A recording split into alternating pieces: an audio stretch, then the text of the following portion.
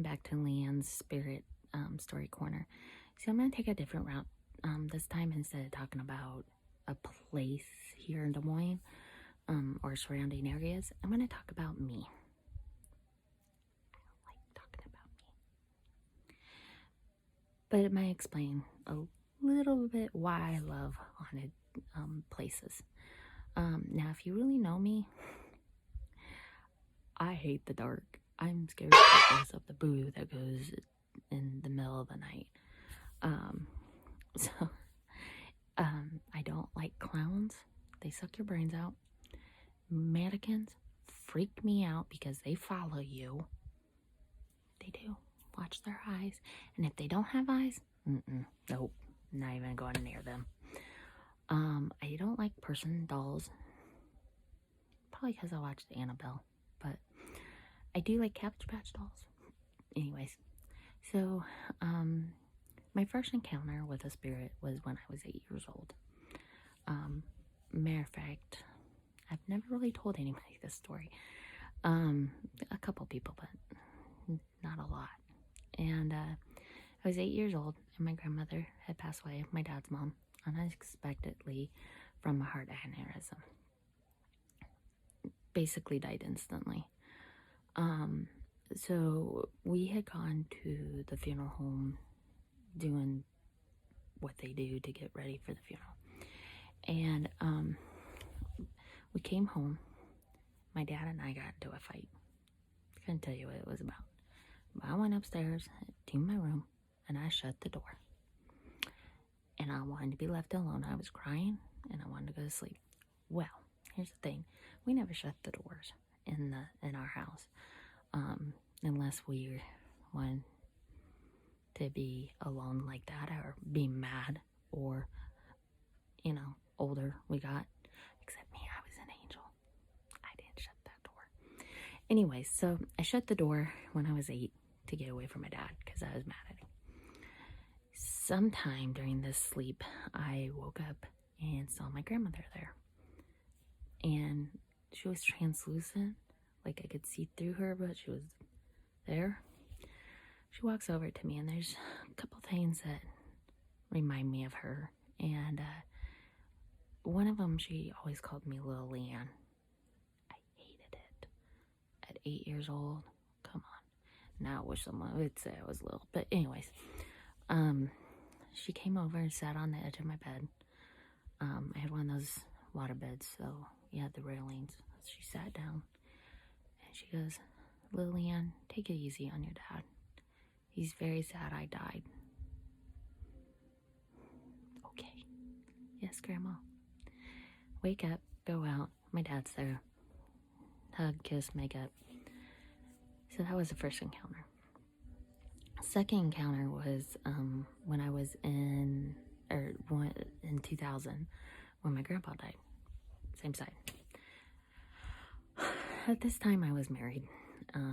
My ex-husband said that at some point in the middle of the night, the night before his funeral, I sat straight up in the bed, yelling at something, the wall, and said, you didn't love me when you were here, so why are you here now? I don't want to talk to you. Go away. I laid back down, went to sleep. He didn't think nothing about it. He's like, oh, she's dreaming, whatever. Yeah, I did a little more than dreaming. So the next day we were at the funeral and, we're just sitting around. So I was talking to my ex and I said, I had this weirdest dream that Grandpa showed up in our room. And he's like, Did she just say that? And he tells me this story. And I'm like, you said I sat straight up? I can't do that. He's like, yeah, you sat straight up in the bed. So, blew it off. Okay. So now we're up to 2001. This is more my son. My oldest son. He doesn't believe in this stuff. He should. But anyways, we're getting ready to leave. And it was like a couple days after 9/11. And hurrying out. He's 4 years old. And he looks into our backyard, which is huge at the time where we lived, and he says, "Mom, what's all those people doing there?" "What people, dear?" "The people in our yard." I go, "What are you talking about?" So I went over and I looked. I'm like, "I don't see anything, honey." And he goes, "Yeah, they're there." I said, "Well, what are they wearing? Suits, dresses, fancy clothes." I said, "Are they saying anything?" "They're talking about those planes." "Okay, son, let's go." I just kind of blew it up because he was 4. I didn't want him having nightmares and stuff.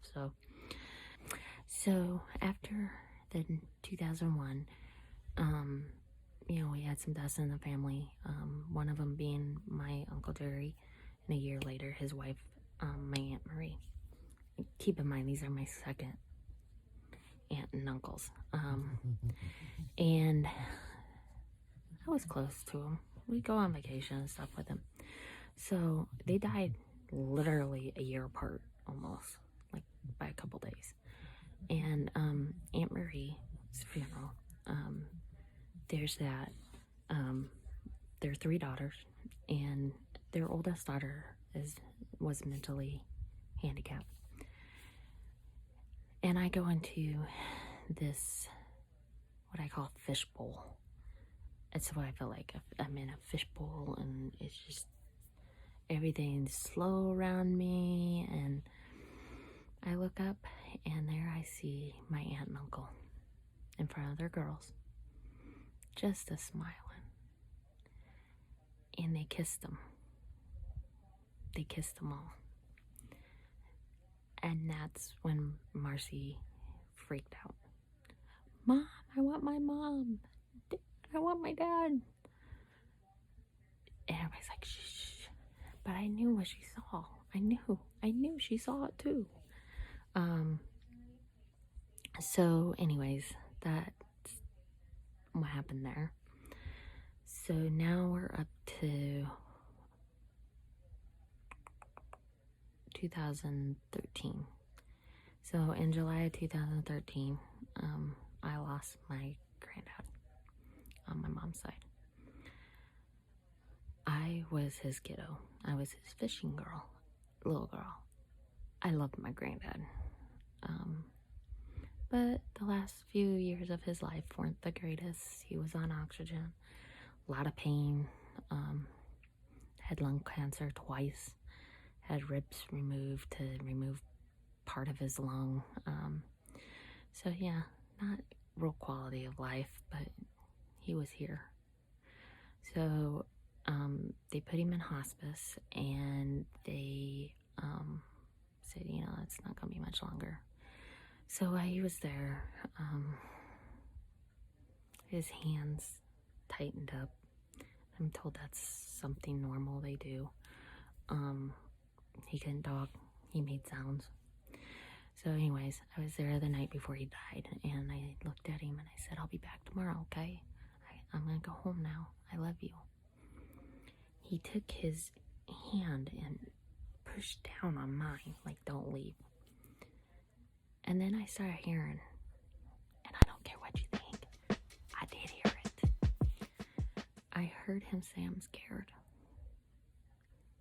I said, "Granddad, don't be scared. You know why? Because you have a lot of people waiting for you." I mean, by this time, all of his brothers are gone. His sister's gone. His brother-in-law was gone. So, I mean, he had a lot of people waiting for him. So, at midnight, 12:15, got a phone call. He had passed away. Had a hard time with that. So my best friend was with me, and several other friends was with me that night.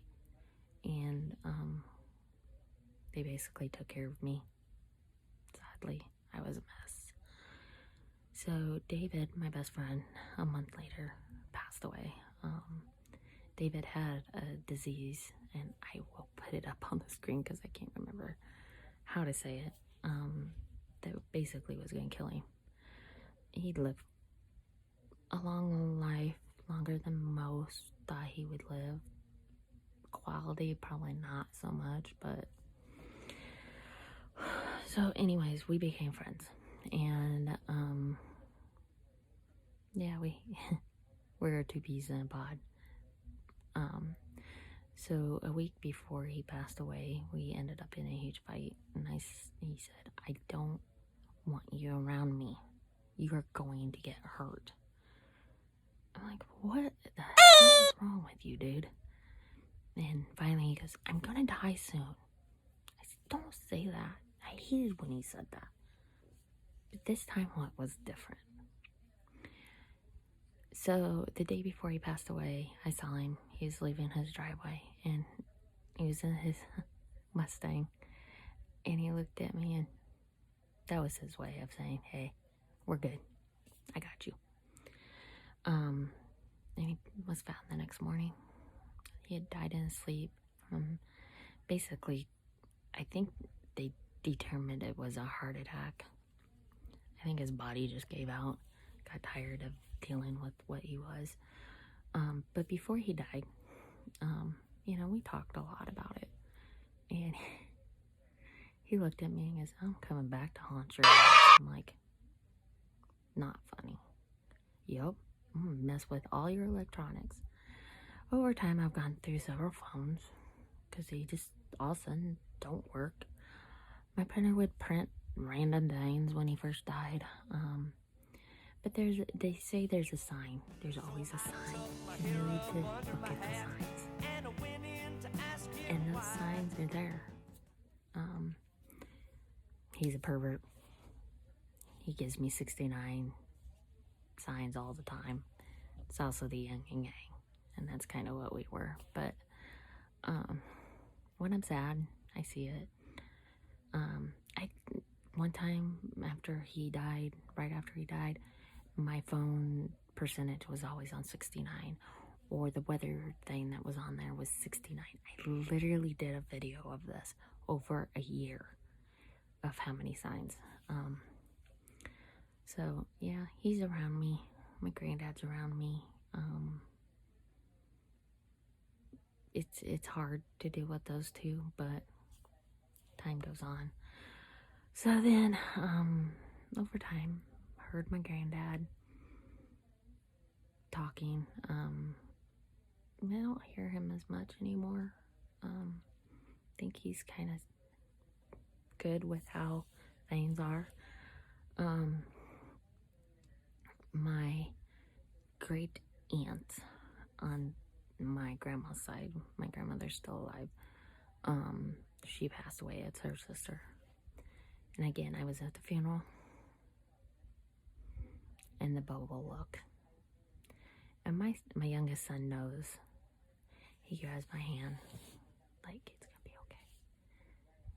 My granddad, her mom, my great-grandmother, other people I didn't recognize, came and got her and took her. And embraced her, made it feel good. She's been around. She's been around her kids and her grandkids and my grandma. So that's good. Let's see. I think that's about it. I hear things once in a while. Now, the house I live in. Let me tell you about the house I live in. I live with my mother. My mother is the second owner on this house. The first owner was the original builder of the house. Her and her husband. Husband passes away. She ends up getting sick. I assume got sick and moved into a nursing home, and I just about knocked that over. Sorry. Her name was Eugenie. No joke, her name really is Eugenie. Eugenie's around here. She'll like move things. Not this, that was me. Or she'll shut doors. Just little things. It's kind of funny. Just say, "Hey Eugenie, how you doing?" I've heard a little kid here. I actually have a voice recording of that. I think that's about it. But yeah, I I'm scared of the haunted, but I want to walk right into it. Go figure. So that's the story of me and how I got into this and why I got into this. So I want to thank you for listening. I think I only have one pound. Shout out to John. Woo! And again, be safe, take care, and see you next time. Bye.